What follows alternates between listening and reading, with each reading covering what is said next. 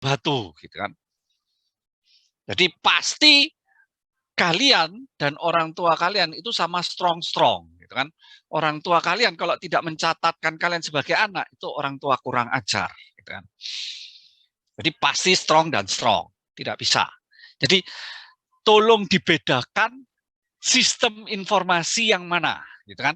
Jangan digebiak uyah. Oh, kalau mahasiswa dan orang tua itu adalah mahasiswanya itu adalah strong, orang tuanya itu adalah weak. Pasti akan seperti itu. Enggak. Ya. Di pendudukan mahasiswanya itu justru strong juga. Orang tua strong juga. Kan? Kalau tanggungan, gitu kan, sistem informasi penggajian orang tua kalian, misalnya orang tua kalian itu adalah pegawai, gitu kan, maka kalian itu jadi weak, gitu loh. Mahasiswa atau nama kalian itu jadi weak. Karena apa? Nama kalian muncul sebagai tanggungan, sementara orang tua kalian itu strong karena dia yang bekerja di sana. Ya, hati-hati. Berikutnya muncul subtype dan supertype, gitu kan? Penjelasan lagi. Supertype berarti itu di atas dari tipe, gitu kan? Tipe ketemu tipe, di atasnya supertype. Berarti kita bicara supertype itu berarti bicara dari yang spesifik sebelumnya kita buat generalisasi. Jadi contoh adalah truk, mobil, sepeda motor itu loh. Dijadikan kendaraan, berarti kita supertype-kan. Kalau subtype, dipisah. Kan? Kalau yang tadinya itu adalah kendaraan, gitu kan, diubah menjadi bawahnya. Atau kalau di contoh yang Indonesia itu satu barang, ada yang barang diproduksi oleh kita sendiri, ada yang dibeli dari orang lain. Kan? Inti poinnya bulat lagi di situ. Ya.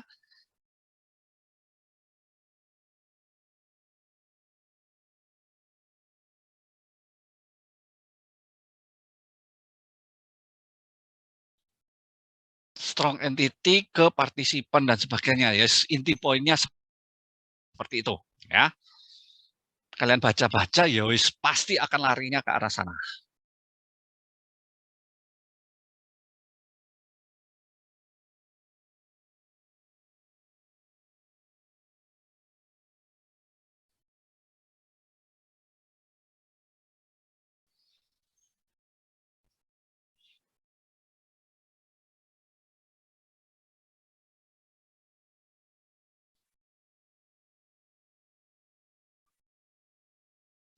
Recursive relation itu maksudnya apa?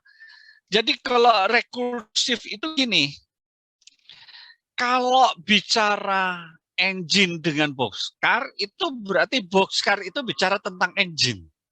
Atau kebalikan gitu loh. Jadi rekursif itu gini, sipnya, rekursif relationship. Mana tadi gambarnya itu?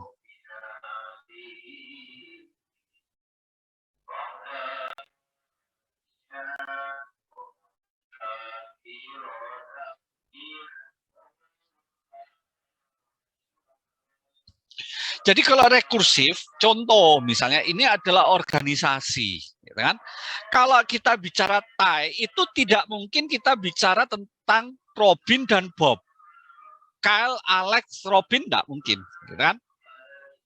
Tapi tie ini pasti ke John. John pasti bicara tie. Kalau bicara dari relationship,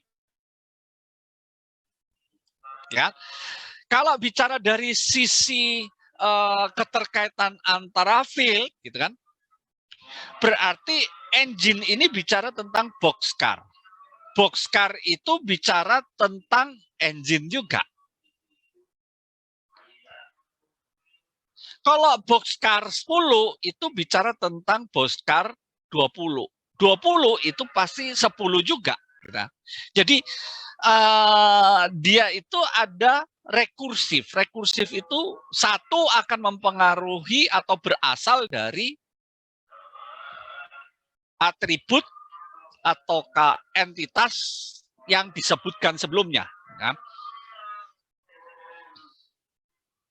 Itu adalah rekursif, saling terhubung, kan? Engine dengan boxcar, kan? Jadi kalau bicara engine itu pasti bicara tentang boxcar. Boxcar tidak mungkin tidak kita bicara tentang engine. Itu bicara rekursif, gitu kan?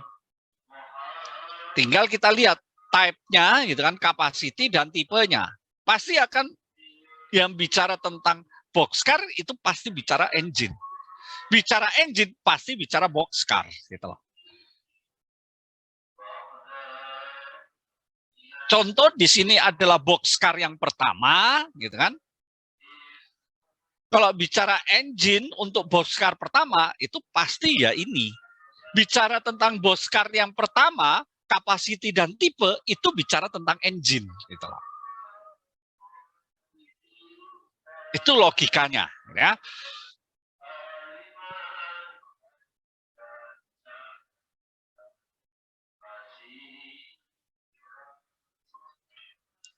Ini 3 laporan-laporan keterkaitan antara tabel dan seterusnya penjelasannya.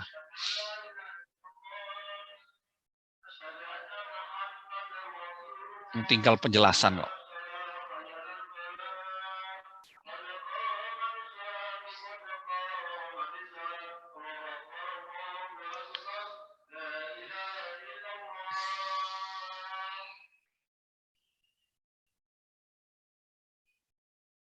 Berikutnya chapter 6 kan bicara tentang primary key, surrogate key, gitu kan. Sama saja, null status, data tipe, gitu kan. Null itu hampa, sekali lagi null itu hampa, bukan kosong, bukan spasi. Null itu hampa.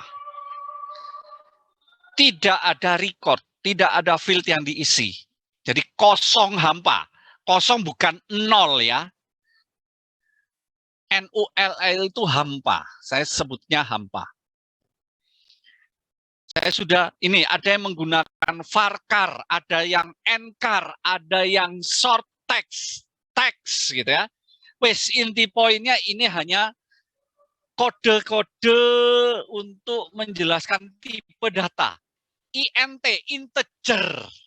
Integer berarti asumsinya adalah angka 1, 2, 3 dan seterusnya. Kan? INT, integer.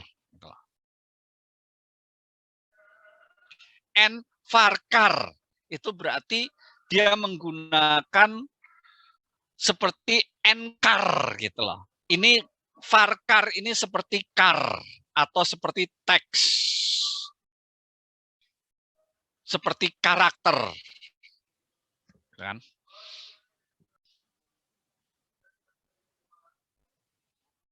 Default value nanti kalau default value ini gini. Persediaan gitu kan. Di sini ada default value. Where is, nah ini default value.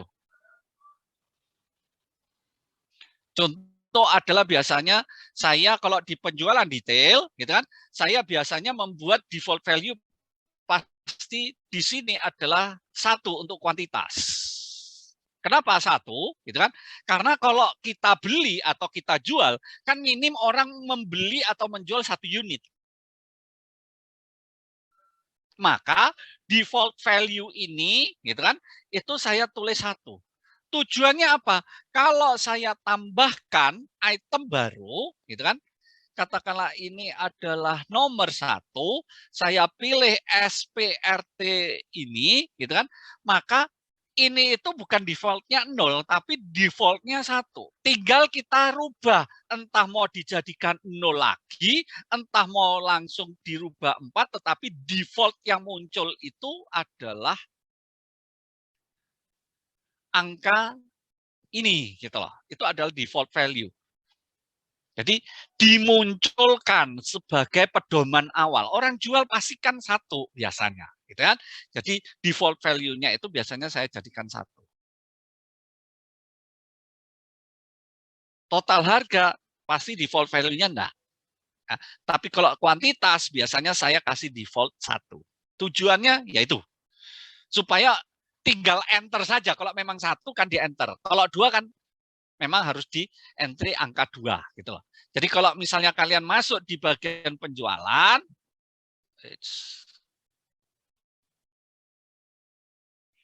kalau kalian melakukan itu di penjualan, gitu kan, misalnya itu adalah kalian pilih barang ini, nah ini itu default atau kuantitasnya itu default value-nya ini langsung satu di sini.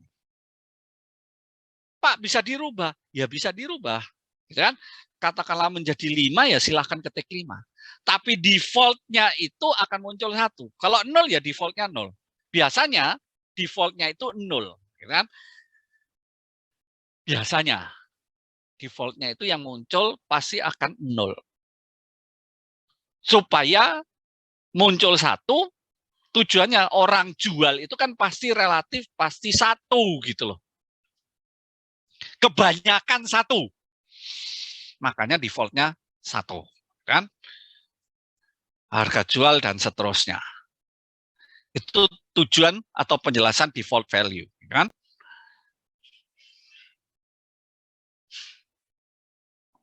Verifikasi normalisasi berarti kita verifikasi, gitu kan?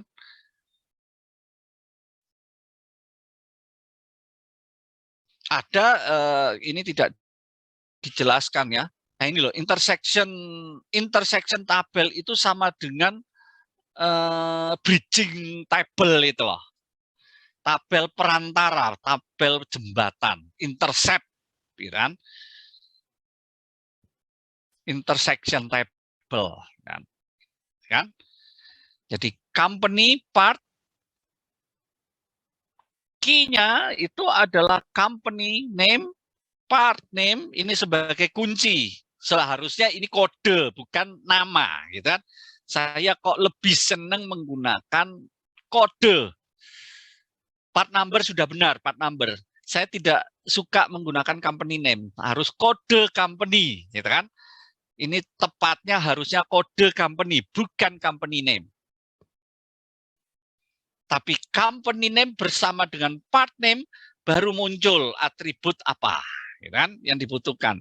Ini adalah intersection, intercept, bridging table, whatever orang menyebutnya apa, kan? Itu adalah tabel perantara, tabel jembatan, gitu. Intersection tabel, ya.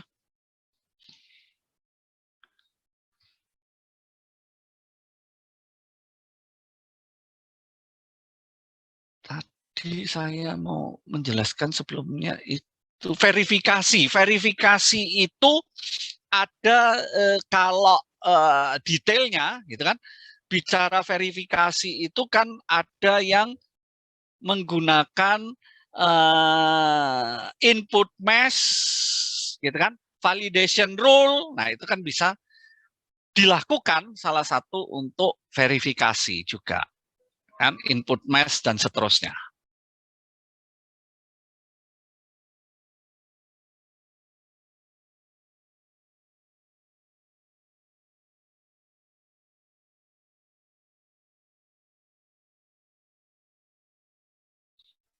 Multi value atribut sudah, kan?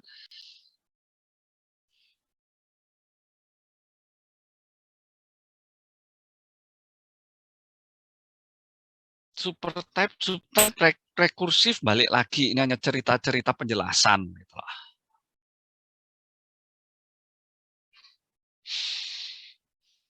Oke, saya pikir sudah, kan? Untuk kalian cukup, nanti setelah UTS baru bicara tentang normalisasi, bicara tentang SQL dan seterusnya. Ya.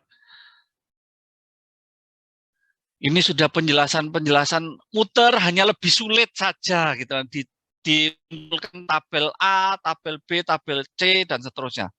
Kalau insert trigger dan seterusnya itu nanti urusan setelah UTS. Jangan khawatir, gitu kan. Trigger dan seterusnya itu nggak mungkin saya jelaskan di sekarang. Oke, demikian silakan Clarissa untuk absensinya. Recording stopped. Oke, Pak. Saya izin share screen ya, Pak. Dan saya juga mau nanya, Pak, untuk nanti tes 1 itu banyak dari mana ya, Pak? Dari awal pertemuan hingga hari ini?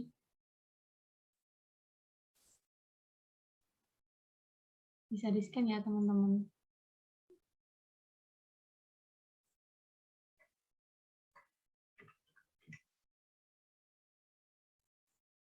Ikut RPS saja, Clarissa. Oh, oke, Pak. Terima kasih, Pak. Yuk. Yang manual bisa tulis di kolom chat ya, teman-teman.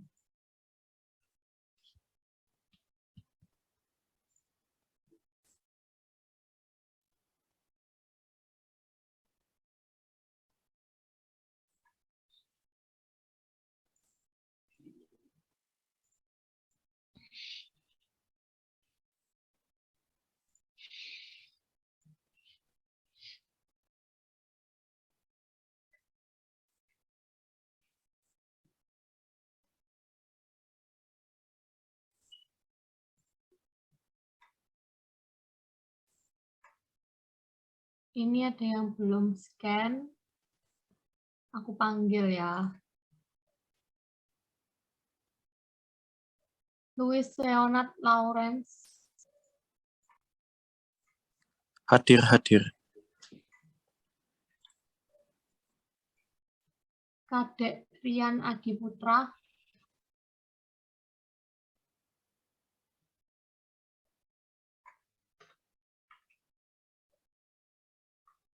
Kadek Rian Adiputra. Oke, ada ya.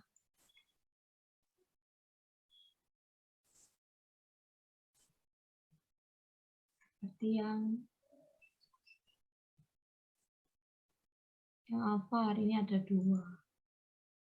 Oke. Oke, Angel, thank you.